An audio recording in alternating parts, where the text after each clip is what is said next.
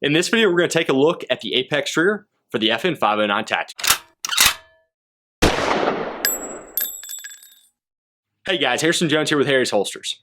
So today I'm going to do a little quick comparison here between the FN509 Tacticals, or the FN509's stock trigger versus the Apex trigger, which I have installed here in this gun. Now, this is a pre-production version that they sent me to test out and just see how it works. A lot of it is for marketing, obviously. And I'm frankly looking really forward to checking out, getting on the range, but I just want to give you guys a quick comparison because it's not quite exactly what I expected when I got this trigger, but I think they're doing a good job of trying to keep this system as safe as possible. Okay guys, so here is just going to be a quick overview of the two different triggers. So this is the completely stock FN509, and then this is the FN509 Tactical with the Apex installed. And I did feel a little bit of difference in this stock when I had the stock trigger in here between this gun and that. But for all intents and purposes, they are the same trigger. You can feel a slight difference, but for what I'm going to show you today, the features and the feel were the same. So we're going to start with the stock trigger. You can see right there, come in, it's got the hinge trigger style, which I personally don't really care for, but this is one of the better ones. You reach a wall. You have light take up.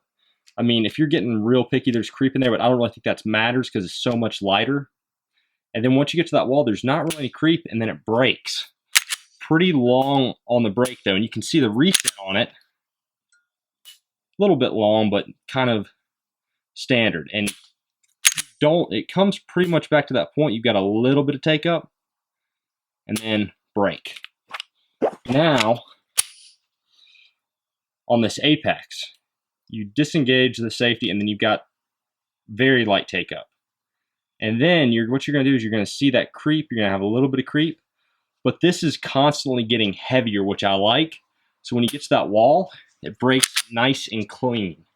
Where a trigger like this can be difficult if it has that little bit of creep is if the creep is heavier than the actual break at the wall. That can cause issues. But it's a very clean break. It's much lighter. Apex advertises 2 pounds, but as you can see, the reset, you got a little bit of creep after that. So if you're looking for that trigger that has zero creep after the reset, this isn't going to be for you. My understanding is they did it that way for the drop safe aspect. Now, personally, I like that little bit of creep because it gives you time to clean up your sights and make sure that sight is where you want it to be while it breaks. Okay guys, so I hope that little bit of info was helpful, and I am going to have a shooting review here coming up next comparing this trigger to the stock one. What I'm going to do is I'm going to take my other lower and I'm going to throw it on this slide so the dot and everything remains the same, and I'm going to do some shooting at distance and test out some split times between the two different triggers and see which one's better. I really suspect this is going to edge the other one out when it comes to split times. On overall accuracy at distance slow fire, I'm really not sure yet. I think they're going to be pretty equal, but only time will tell in that review. So please subscribe, stay tuned for that, and I'll see you guys in the next video.